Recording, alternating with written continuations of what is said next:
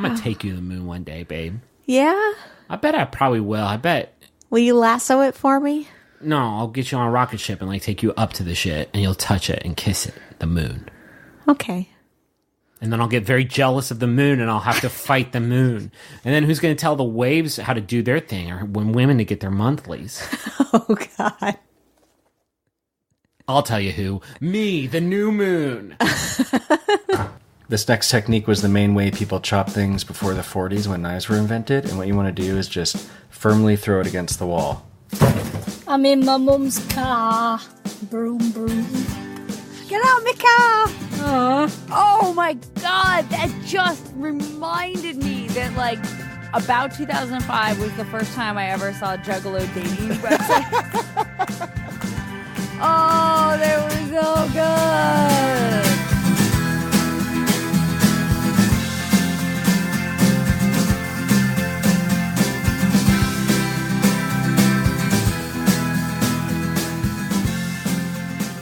But other than that, how is the car?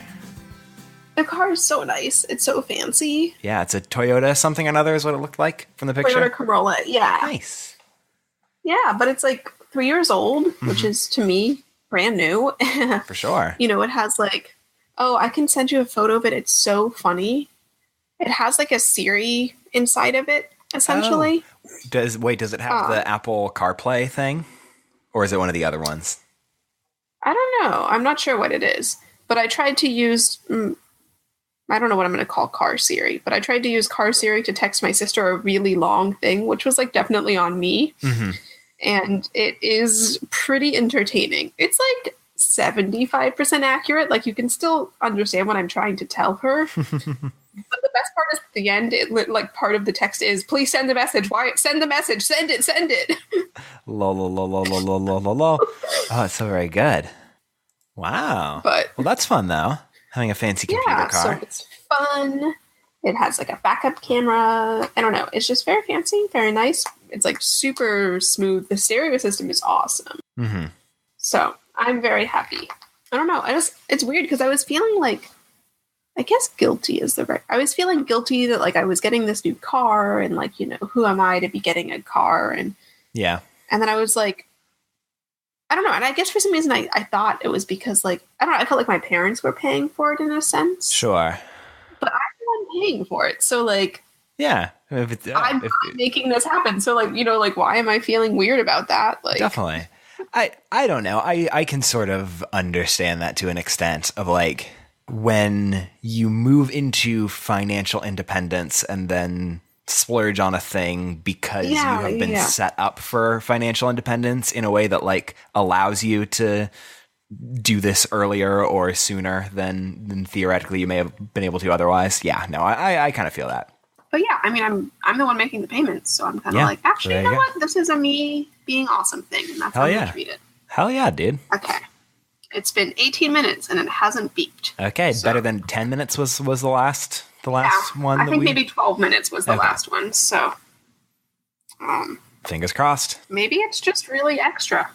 Quite possibly. I know my dad's car. It would beep if you left the headlights on. Okay. But it would beep if you opened the door with the headlights on. So like you would notice it as you were getting out as opposed to like being an alarm later. Right. Yeah, whenever I would drive it, especially if I hadn't driven his car in particular for a good long while, I'd be like, wait, what is this weird beeping noise? I don't know what's going on. And then, yes, got it. Yeah. It's the lights. I don't know. It is interesting because I don't remember turning that light on, but who knows? Mm-hmm. Maybe I hit it with my head or something. Yeah. Who knows? Cars. But yay, that's cool. Having a car is fun. But I'm also like very stressed about it because it's like brand new. And, you know, they were like trying to sell me on these warranties of like, we can put like, you know, stain resistant stuff on it. Blah, blah, blah. And I was like, I don't need any of that. You know, like I'm not going to be that upset if like it gets dirty or whatever. Sure. And then I ate like one thing in the car and I was like, oh my gosh. So, I guess that's it takes owning your first car to understand why your parents were yelling at you for your entire life about eating in the car. And you're like, it doesn't matter. The car is already dirty and stuff. So it's like, nope, it's your baby. It's your baby. Yeah. Sorry, I just had a thought of something I need to look for in my iTunes. Ooh. Interesting, it's not here. Thought it was. Have I told you the story of the band Qkumbrz? No, you have not. What is the band Qkumbrz? Okay. First of all, it's like one of the greatest bands out there that, not to be like the most hipster, but I'm pretty sure I'm the only person who knows about it. That's the best feeling in the entire world. Continue. Yeah. I think I have their music upstairs. I've been trying to figure out where I hid the CD with it. So my mom was working at this like printing company in roughly 1990, maybe 1985. I don't know. Mm-hmm. And some of her coworkers had like a band that they formed just to, like have jam sessions on the weekend type of a deal. And they named themselves the Qkumbrz, which is, I don't remember how it's spelled, but it's like Qkumbrz, or I don't know, something quite fun. Uh-huh. And they recorded a cassette tape of their jams and passed them out, or maybe sold them for a couple bucks. And it's delightful music. And my mom kept hers for, 30 years? Because she's ridiculous. And like, I grew up listening to this cassette tape of the music, and we finally transferred it to a CD not too long ago. And my mom can't find her CD now, so I'm trying to find mine to make sure we haven't completely lost all of their music. You buried the dang lead that not only is this a cool indie band, but this is a cool your mom indie band. Yes. Oh my gosh, that's awesome. Yeah, something similar. My uncle was in a band I think also in the 90s up in Seattle. And they played around. They've actually had a couple albums. I think they were signed to like a super, super indie label for a brief minute and like toured around, Montana and Idaho and Washington and stuff like that. But yeah, same thing. We have had that one pair of cassette tapes that was sitting in our collection that got digitized when my dad went and did the whole iTunes thing back in the day. Mm-hmm. What was that band called? Oh, golly, what was it even called? I don't remember for the life of me. What I do remember about it is, so a lot of my dad's family is from Burien, which is a suburb of Seattle, down in the south. Okay. And so I don't remember the name of the band, but I remember that my dad had set the genre in iTunes as Burien rock. Oh, nice. Which exclusively was just for that band, for his uncle's band was the only one that gets the moniker of Burien rock, because my dad is extra like that. Likes to be silly with his MP3 tagging. I mean, if you can't be silly with your MP3 tagging, then what are you doing in life? Hey, fair point. Fair play.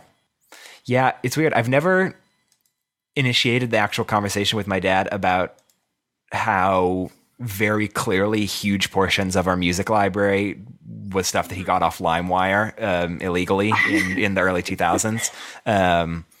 Both because a lot of it had, you would see some sort of sketchy stuff in the descriptions and in the comment sections of the MP3s if you looked at an iTunes, and also because there would be plenty of time, we all shared an iTunes account for a good long while, and there would be plenty of times when I would mention, oh, I've heard of this cool new band. I think I might buy their CD or something like that. And then 2 days later, I'd see on iTunes when I synced my iPod, hey, look, that band is now there. And we definitely did not buy it on iTunes at any point. So, and there's no CDs sitting around that got ripped. But, that's really funny. But it was good. It meant that not only did we have all of my dad's, classic rock music and all of that stuff that dads play, as well as then my mom and dad's collection of 90s alternative music, because it turns out they were super into that. But we actually had a fairer showing of cool new 2000s music growing up. So the new Kanye album would be part of our music library because my dad would go check it out. The new White Stripes album, the Killers album, etc. My laptop's on its last legs and also possessed, so Yep. It's fine. Yeah, I'm this is a little bit perilous on my end as well because I'm recording it on my old laptop. I got a new laptop at the beginning of the summer because my old one is 5 or 6 years old, and also has the curious case where if I put it in a backpack or a bag and carry it around, about 50-50 as to whether it'll turn back on again when I take it out of the bag without having to like unscrew the back and jiggle some things around and reseat stuff. So finally got a new computer. Good. But because look, I like Apple a lot. And I think there's a lot of choices that Apple makes that are correct. And there are choices that Apple makes that are correct, even if they are personally annoying to me. One of those is switching out the USB ports on the new laptops, switching them for much better ports. They are better in absolutely every measurable way. They are the correct way the whole industry should move forward. Once everyone is using these USB ports, life will be so much better than it ever was with the old kind. However, all of my stuff plugs into my old laptop and doesn't plug into the new one, so I have to record on the old one. Yeah, that's super annoying. Yeah. I don't really know when I'm gonna get a new laptop, but I mean, it'll definitely happen at some point because this one is, falling apart. Yeah. And I'm not sure if I'm gonna get another Apple. Yeah. I've been thinking about it. I mean, that's fair. Yeah, this one I got it summer before college, so I've had it for 4-ish years now. It's like pretty maxed out on storage. The audio stopped working maybe 3 or 4 months ago now. Oh, dang. And like no input or output of audio, regardless of what I did. Apple still couldn't fix it, has not been able to diagnose what's wrong with it. Oof. And they were like, we're going to replace, basically everything for $600. And I was like, I'm not going to spend $600 on a 4-year-old MacBook. Sure. However, I purchased a USB to audio input Oh, okay. jack. Yeah. Audio works fine now. Okay, so it's probably something wrong with the actual sound card. Yeah. And so it's just like I mean, I can't- replacing. I have no audio without headphones, but that's not a big deal to me. Yeah. However, I think I tweeted them. It does make these scary ghost possessed noises from time to time. So Okay. that's the fun one. And I've done a lot of Googling and I've never been able to figure out what those noises mean. Or like I've never encountered anyone having exactly those noises. So There needs to be some version of like Stack Overflow or Stack Exchange where you can post the sounds that your devices make and then have that be like crowdsourced, diagnosed of like, this is what mine is sounding like. And you can search through, 100 odd other sounds and tag them. that would be a good thing to have. But luckily a friend lent me like their laptop died last year and they got like a really cheap little thing in the interim of getting the new one. So they lent me their cheap little thing. So I've got a nice little like holdover if this one really dies. Yeah. So that's nice. I will say my dream setup would be if Apple made good Mac Minis still, which they don't. They haven't updated the last one in like 3-4 years. If Apple made not to turn this into a podcast or anything, but let's talk about Macs and the Mac lineup and our complaints thereof. We can talk about the new iPhones later because the last thing we would want is to turn this into a podcast. I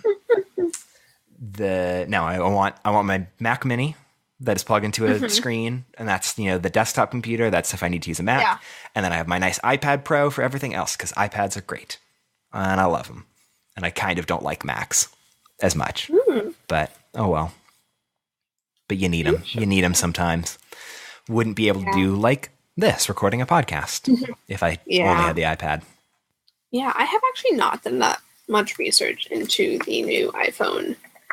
I know it came out and or like the videos and info about it.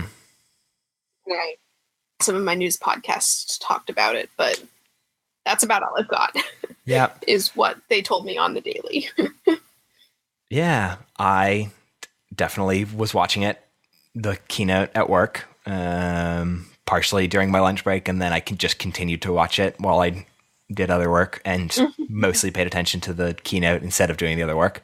And then thus begins the week of all of the various Apple and tech podcasts that I listen to are going to start. I think 2 of my shows so far out of like 10 odd tech shows that I listen to have done their new iPhone episodes. So it'll be an onslaught. It'll be quite a lot of hours of listening to people talk about the same little phone, and I will love every second of it because I am trash like that.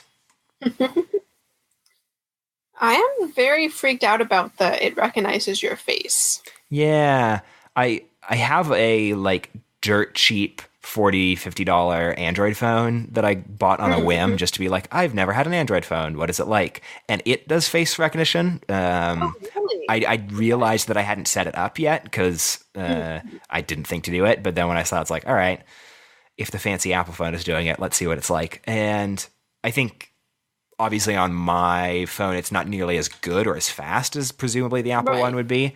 Nor I think as secure. I think the Apple one's supposed to be a lot better. But yeah, I fiddled around with it and it was so slow that like using the fingerprint thing was so much easier. But who knows? Presumably it'll be good. Yeah, I don't think I'm going to get the super expensive one. I was toying with it, but I do need a new phone because mine is like 3 years old and the screen is literally starting to fall off. So I need a new one. But I think I'll just get the 8. Also, the big fancy expensive one doesn't come in anything that remotely resembles rose gold. So I have to go for the 8, which also doesn't come in rose gold, but at least the gold color is like halfway between regular gold and rose gold. So did I tell you about the rose gold car? No. Oh my gosh. Oh, when I was like researching cars in Portland, I'll find it. I was just going through all sorts of websites, just seeing what's out there, and I found a rose gold car. And then I was like trying to convince various members of my family that I had to get that car. They were not very supportive of me. I mean, I'd think about it. I'd have to look at it, but like, I could see a world in which I would want that. I'm not actually that big of a fan of rose gold, but I was the best. Very entertained by. Here, let me see if I can find it again. I saved a link to it because I was like, I'm going to need this for sure in the future, for reasons. I also found a different car that was like this really interesting bright blue color that I haven't really seen on a car before. Okay. And I sent it to my friend Owen, and I was like, "Is this too blue? Is is like this, I don't know, too weird or something?" Yeah. And he was like, "It looks like Harry the Platypus." Ha. It's like very much a reason that I would have purchased this car. I mean, yeah. Damn it! I thought I just found it. Okay, haha! I found it. There we go. I feel like Perry the Platypus is within your general aesthetic. Yeah. Vibe. All right, let's give this a look-see. Ooh, huh. I don't hate that. I think in some lights it's almost purple. Yeah. Yo, I could vibe with this. Good. Huh. Yeah, I'd be really curious to see what it looks like in like not bright midday sunlight. Yeah. Oh, okay. So there's a couple pictures here. Looks a little less so. Like there's a picture here. 17 out of 20 for those following along. Because we'll post this in the show notes. I have to actually do real show notes for this one because we have actual links to show. I really liked on the last one just being able to put a singular Taylor Swift goof and then not have to do any research or link collecting. But yeah, no, it's the one that like is the picture of the door open and you're looking into the back seat, and something about it looks a little too like millennial pink. Not millennial pink so much as like the kind of pink you would see on like a chair in a doctor's waiting room, or like of a cheaply made toy, Playmobil toy. Yeah, it'd be interesting to see it in different lights because I feel like it can change, but it's fun. It's fun. Yeah, it looks good when you're not comparing it to something darker, I think, because all the exterior shots look good, but these shots that like look through to the inside, it make it look a lot flatter and more matte. Interesting. I was going to update for those following along. It's been 40 minutes and 38 seconds, and my car alarm hasn't gone off. Huzzah! So So I think, I guess it's probably the light then, yeah. presumably. All else being equal. I really don't know how I turned that light on, Yeah. but who I knows? probably hit it with my head. Such is life. life. So what's happening in the wonderful Nay Rose Buddies Facebook group? Gosh. Oh boy. Because I stopped one. I guess as a side conversation that could happen at some point, I stopped listening to Rose Buddies a little while ago and haven't listened to Wonderful. And then side conversation, I also like very much checked out of and muted all of the podcast related like fan Facebook groups that I'm in about 2 or 3 months ago.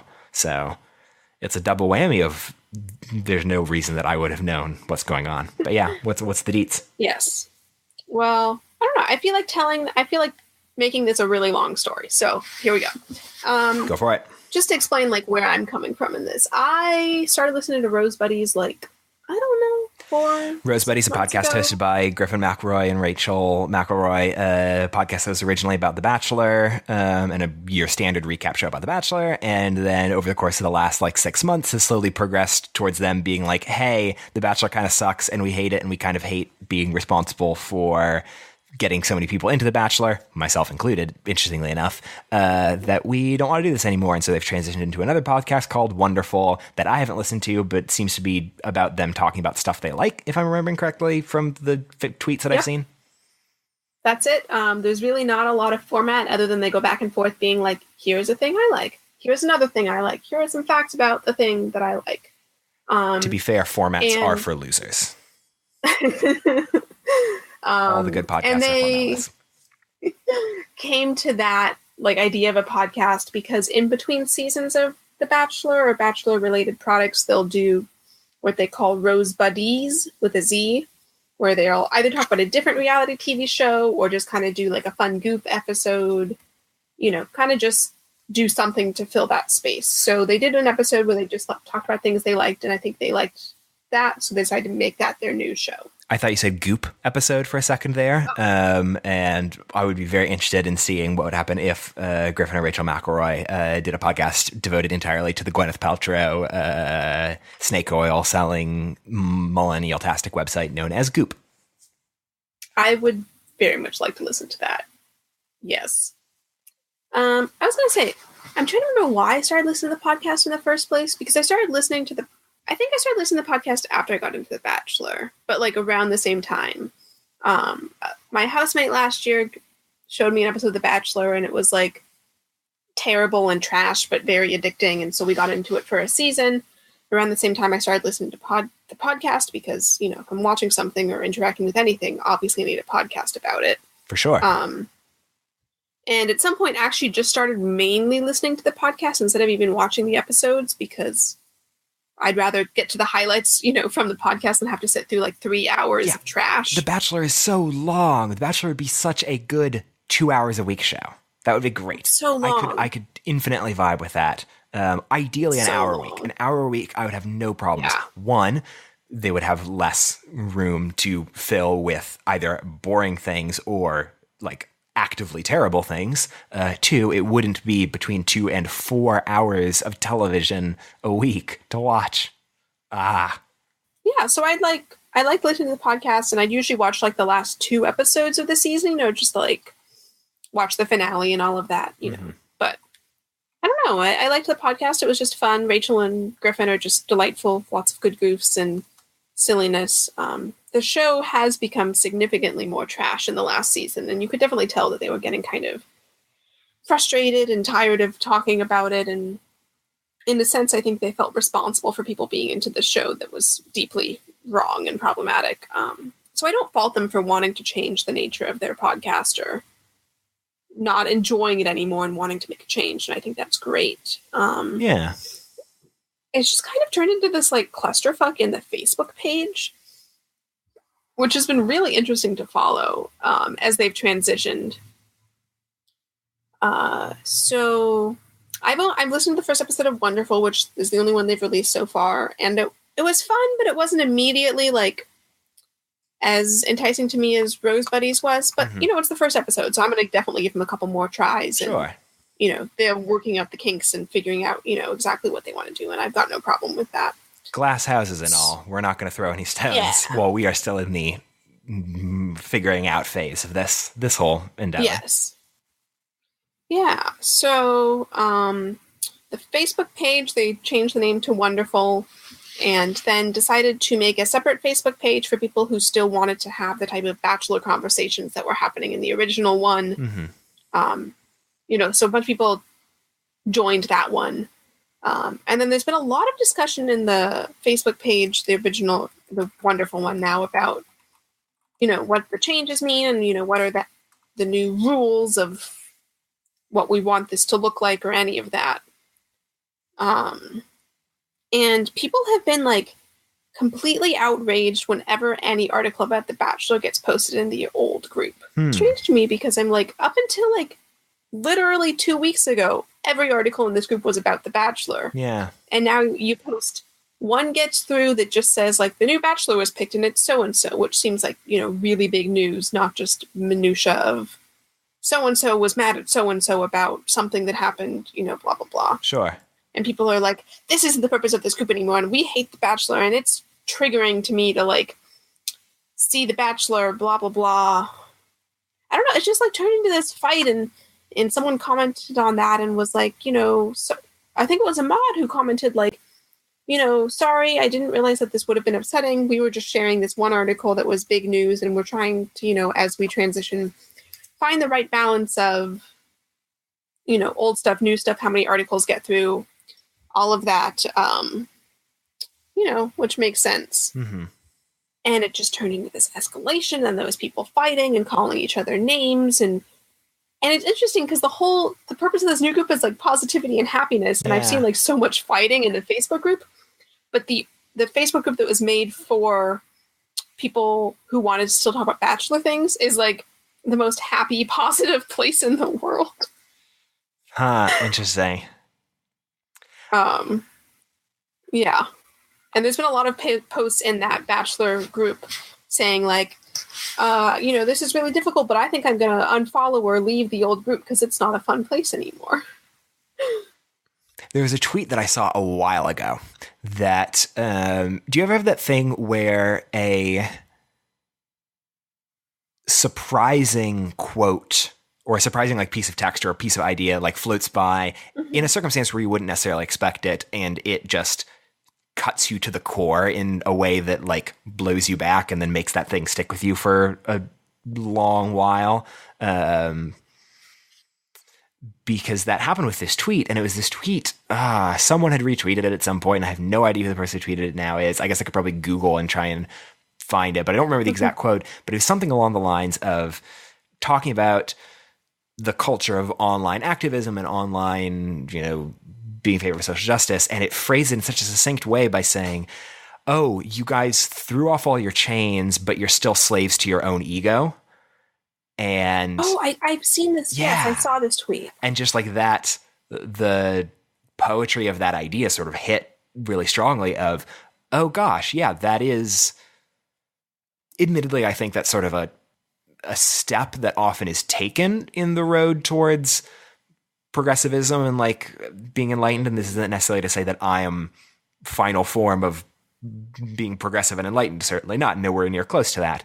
But I don't know. I think seeing that caused me to sort of have to reconcile the ways that I was thinking about social justice and the ways that I was thinking about trying to do the right thing in the world and making sure that it was coming from a place of like, let's actually try and do good things and not, at least not try to feed the ego, even if you're doing it for doing good things for totally selfish reasons.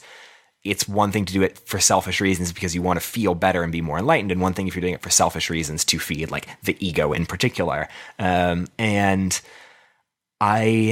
it's hard for, never going to diagnose from a distance, and it's hard for me to say not being seeing the actual examples of like this going on. But man, I wonder if there's something about the podcast making a change away from what, even in the promos for the show, they would sort of talk about how like, we love the show, but it's kind of a trash show. And like, we kind of were, sinking to its level, but it's okay, whatever, guilty pleasure, to moving towards something that's more high-minded that brings out an element of like, I don't know. I wonder if like the old group is reductio ad absurdum, but the old group is full of people that are comfortable enough in their own self and have enough of a check on their ego to be able to say like, yeah, I still watch this show even if it's problematic and I understand the problems with it, but I still enjoy it and I'm willing to take that lump, versus the other group is sort of providing a space and a platform and a megaphone for the people that are like,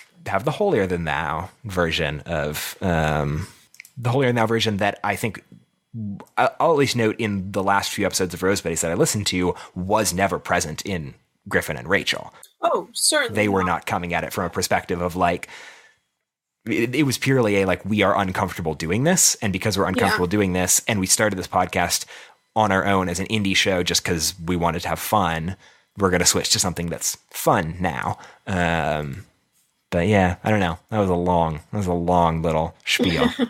No, I mean, I that's actually a really interesting way to think about it. And I don't want to like leave. Well, I have actually I've unfollowed like basically every podcast group I'm in on Facebook because it's just like too much. But I'm not going to leave either group. It's just been like really interesting, and it's like, I don't know, it's been like kind of sad to me to like watch this progression and this change, and it's supposed to be all about just like bringing positivity into the world, and instead. Mm-hmm. Yeah, I mostly don't like interacting with strangers all that much, and don't really like fan communities in general, and have never been a part of one. So I have had no problem just being like, nah, I'm going to mute all of these groups. The reason I muted instead of leaving is, if we're being honest, the reason I joined any of these groups in the first place way back in the day was to be able to like have the ego boost of like, hey, I'm one of the people in this club, but I never participated in the groups. I never like really read anything that was coming up in any of the groups.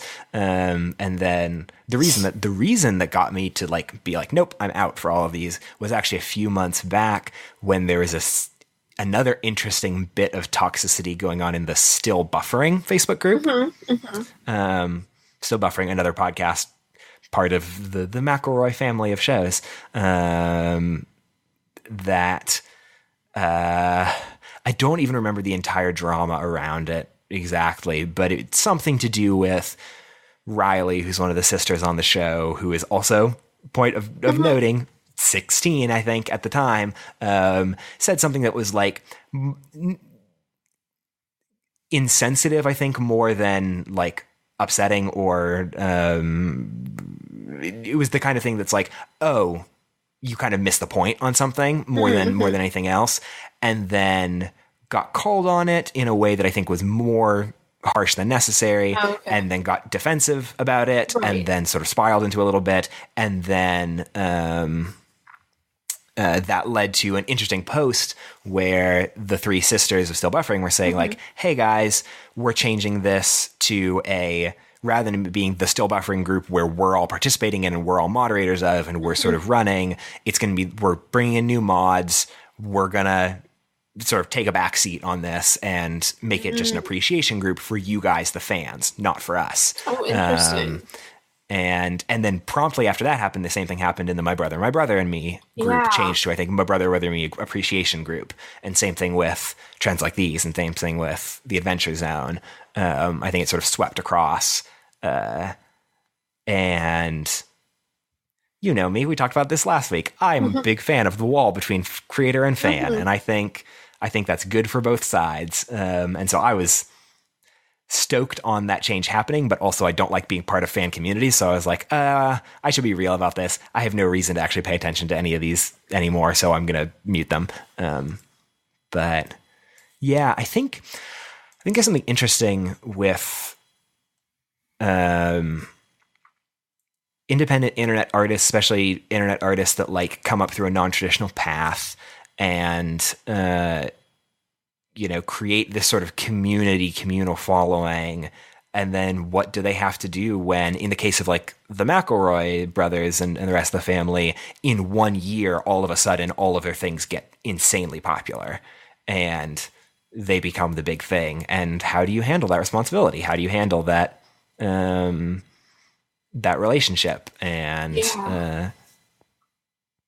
yeah, it's a lot. I would recommend, I re-listened to it actually this weekend when you were mentioned earlier about like, oh, there's some stuff going on, greater fan dynamics in the Rose Buddies group. There's a podcast called Woodland Secrets that is hosted by Merritt Kay, who is a writer and used to, I think, make some indie video games.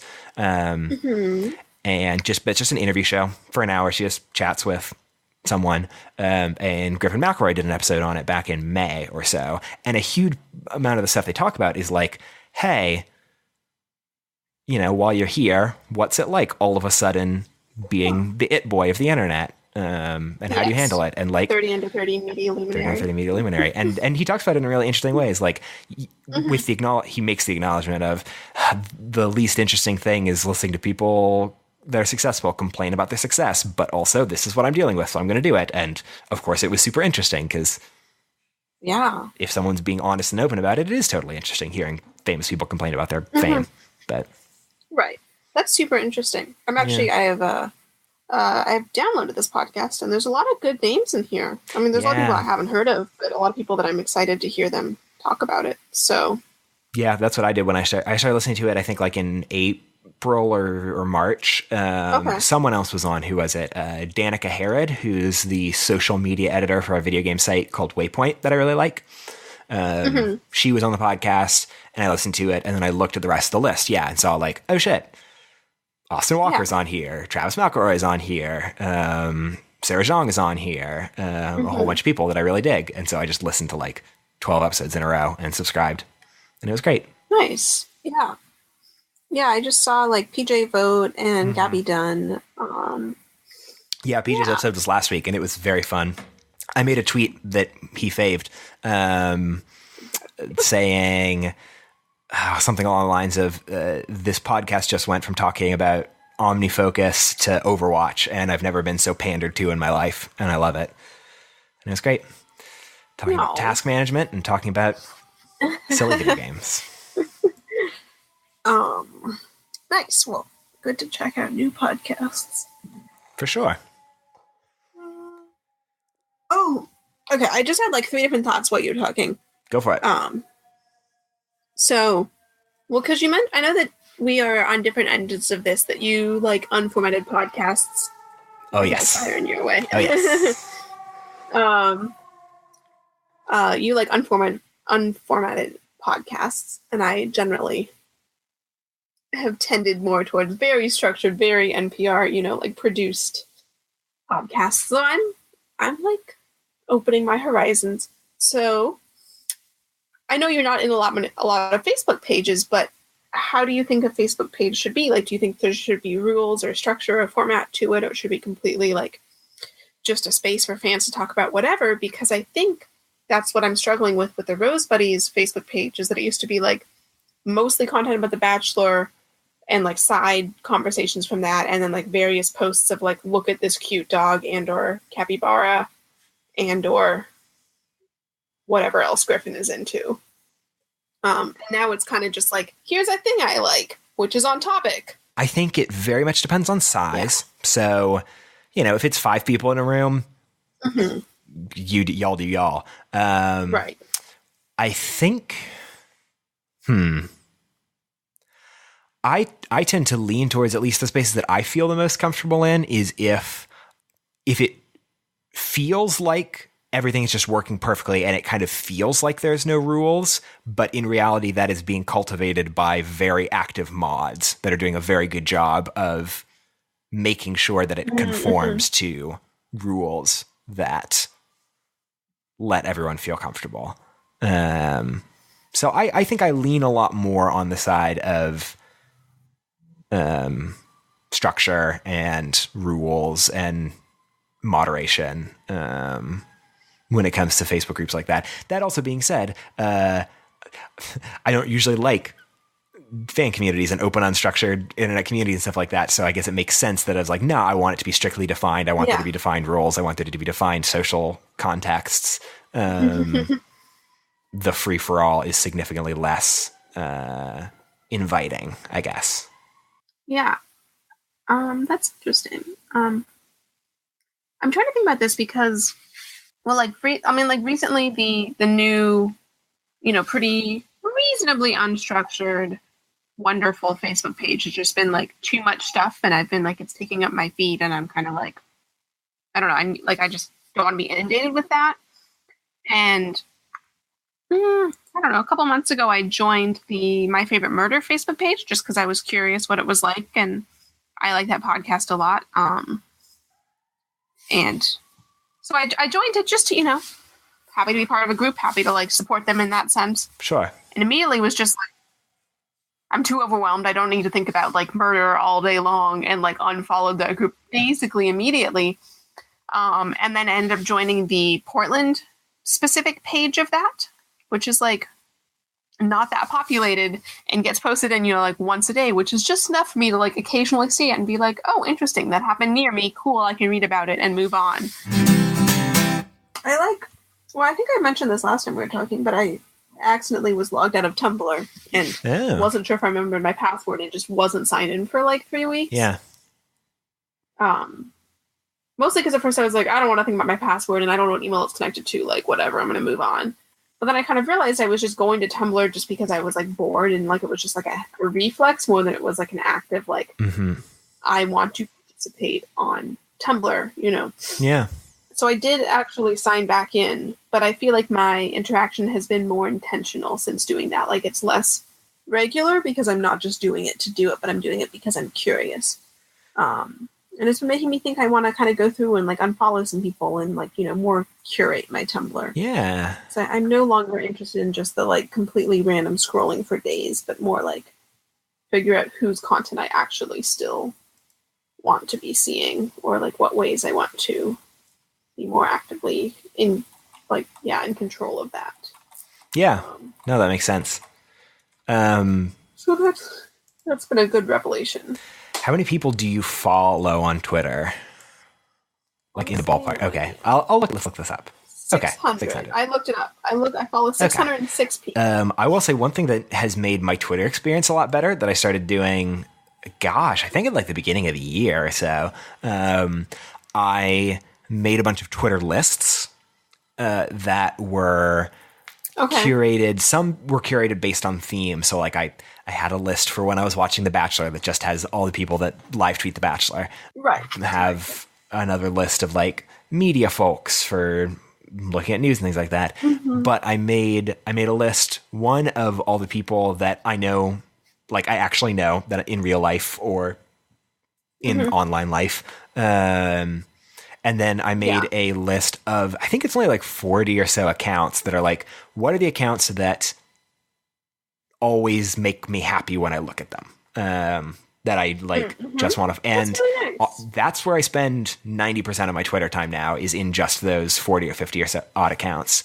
And man, it's kind of turned the main Twitter feed into a much more overwhelming than it used to be. Like I used to be totally fine with, following 1,200 people and having it all float by in a crazy blur. And it was just like, that was just normal. But now that I'm used to like, a couple tweets a minute, if I go back to the main fire hose, it's like, no, this is bad. I can't do this. It's too much content. That's a really good idea. I might do that. Okay, I am so tired. I need to wake up. What is wrong? Yeah, no, it's still daytime in your neck of the woods. It's so daytime, but I had like a lot of coffee today. I have not slept well the last 3 days, though. So I mean, that'll do it. Yeah. Yeah, I need to. Well, I'll at some point I'll need to drink less coffee. I'll let that point be at some time in the future, I think, is my plan. Yeah. Well, I had like a small cup of coffee this morning, and then at my lunch-ish time at 1, I I had to go treat myself to a coffee from Dutch Brothers. Do you have Dutch Brothers in Seattle? I don't think so, but I know of it. Maybe I had it when I was in Portland, or maybe it's like also in San Francisco or something like that. Yeah, I don't know. I had never heard of it until Portland, but I know that there's some in like super Northern California. Maybe that's it. I don't know exactly like how. Yeah, I wonder if maybe they have it in like Ashland or somewhere. Yeah, they definitely have it in Ashland. Yeah, that might be it then. Anyways, they have this thing called the Dutch Freeze, which is like more or less. I don't really know. It's like kind of like soft serve, but with espresso in it. I don't know. It's their version of like a frappuccino, more or less. I guess is the best way to describe it. Okay. Anyways, and they're very good. Yeah. But I don't go there very often, just because like until recently I have not lived in an area of Portland where there was one nearby. So I don't really know what their sizing is like. So they're like, "What size do you want?" And I was like, "Medium," and they gave me this giant thing. It was so large. But I only drank half of it. Okay. But I still did have like half of like, a large coffee drink at 1 p.m. Yeah. Yeah. There's no reason that I should not be awake right now. Yeah. No, it's a lesson I've learned is you want multiple small coffee drinks. Don't go for the big ones, because it'll get cold and it'll get gross by the time that you're done, like halfway through. Whereas if you instead drink many small coffees throughout the day, then you're good to go. God, I'm trying to think, what is the name of that tea shop in Ashland? Because I've, interestingly enough, spent a lot of time in Ashland, Oregon. There was a program at my school where there was a bunch of different versions of these types of classes that were like 3 weeks before your sophomore year. During the summer, you could take these classes. Most of them took place on campus, but there was one, which I applied for and got, where you spend 2 weeks at the Oregon Shakespeare Festival, and then you spend a week back on campus, like writing up about your experiences. But yeah, you know what? I think I remember you doing that, actually. 2 weeks, saw 17 shows in 2 weeks. I do remember. It was a good time. But then the cool thing about it, well, it's cool in and of itself. The other cool thing about it is there's a trip every February or March that's also done from school for just a long weekend, for like a 3-day weekend, up to Ashland. And if you did go on that trip before sophomore year, you got to be invited back every year for that long weekend trip. So I got to go every year for a couple days afterwards.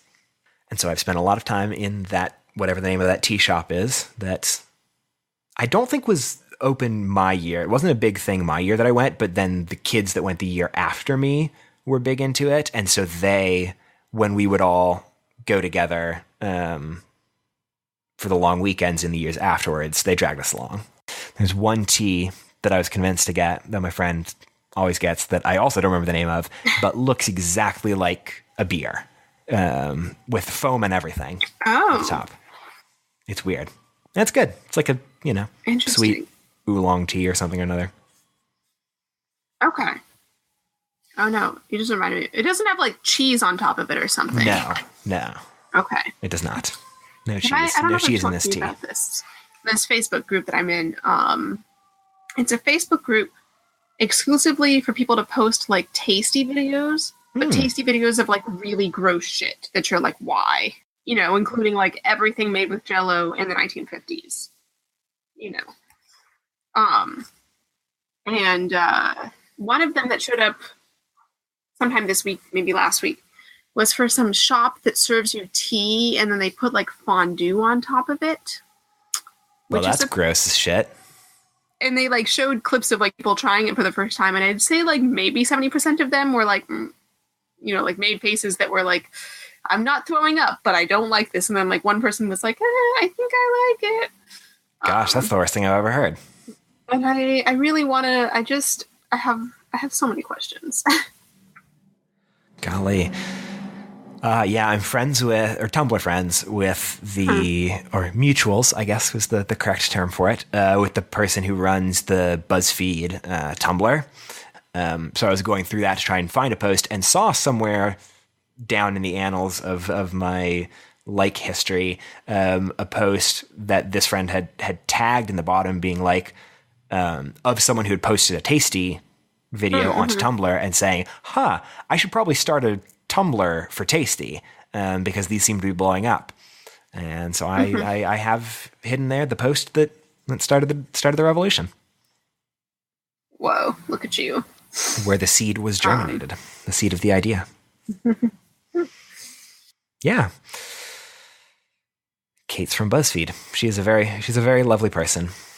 And we bonded over my love of the BuzzFeed Internet Explorer podcast, which came back. They did another episode after like a year on hiatus, and I lost my mind. It was like 10 seconds after it showed up in my podcast queue where I just like reflexively added it to the next up, and I was like, oh, cool, new Internet Explorer. Fun. All right, I'll do that next. And then like 10 seconds later, wait, what the shit? There's a new Internet Explorer episode? God, I love that podcast so very much. I know Another Round is like the good BuzzFeed podcast, and No One Knows Anything is like the smart BuzzFeed podcast, but man, Internet Explorer is the best BuzzFeed podcast. Podcast is the way that you say that word. I've listened to a couple episodes of it, but for some reason was not subscribed, so I have fixed that. Oh, Also, I was going to ask you. I thought you were like about to sarcastically say, for some reason, didn't super click with me. That some reason probably being that it's about the grossest, worst shit on the entire internet. I mean, that's like exactly what I'm into. Yeah. They should do an episode about this weird Facebook group. Yeah. Which my friend added me to. So like, and it's really funny. The Facebook group is called Awful Recipes to Electric Boogaloo. Nice. You know, obviously. What is? I don't actually remember what Electric Boogaloo is the sequel to. I have no idea.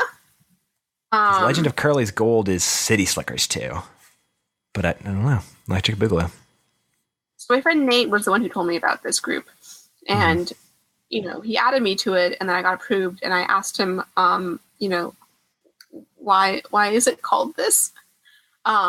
And apparently there was originally just an Awful Recipes Facebook group. And then there was some type of drama in the Facebook group. Mod drama? Was there mod drama? Yes, mod drama, and like something about whether or not like... Mod drama's the best. I think there was like different rules about like, you know, you can post things that are gross, but like if it's like someone's like cultural heritage to make this food, then like you can't call it gross. Like, and that there was drama about that. Like, I think like... What if it's a gross version of it though? I think that's fine, but I think it's like, you know how like in like the Philippines they eat like fertilized like duck eggs. I think it's duck eggs. And like in Sweden there's some or either oh no, it's Iceland where there's some like insanely fermented fish that is so it's like maybe that sounds gross to you, but you can't make fun of it like that's someone's culture. I don't know.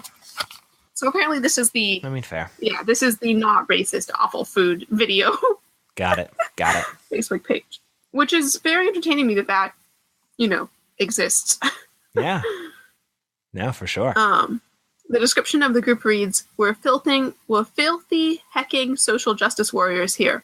Share disgusting food, but don't be a disgusting person. See, that is the great thing about mod drama is that mod drama leads to these kinds of insane groups that define themselves in opposition to previous groups, and like that description means nothing to any other person that is not a part of this history, and that's what you're going to describe your group as because you are thinking of yourself in opposition to this other group, and that's it's beautiful and bananas. There was a post, I think also it was a post by Katie Notopoulos of Internet Explorer on BuzzFeed a while back talking about like mod drama is eternal and how mod drama, like pointing out some examples of mod drama infecting the alt-right and like, oh yeah, y'all are dealing with the same stuff that all of these like fan communities and furry communities and all have been dealing with for 20 years on the internet. And like, now that your groups are starting to become big, it's the exact same dumb bullshit that happens in every forum and every Facebook group in the entire world. I thought of something. It's not really related, but that's fine. I thought of something I wanted to tell you, which was funny to me. I was going through I have like a bunch of drawers that I keep craft supplies in because I compulsively hoard craft supplies, and I was organizing them and came across a collection of pins, like stick pins I've had since high school. I used to go to this camp, and when you were like a counselor, you wore this like sash, and you got to cover it with pins. So like, you know, growing up, I was always collecting pins for the day I would be a counselor there.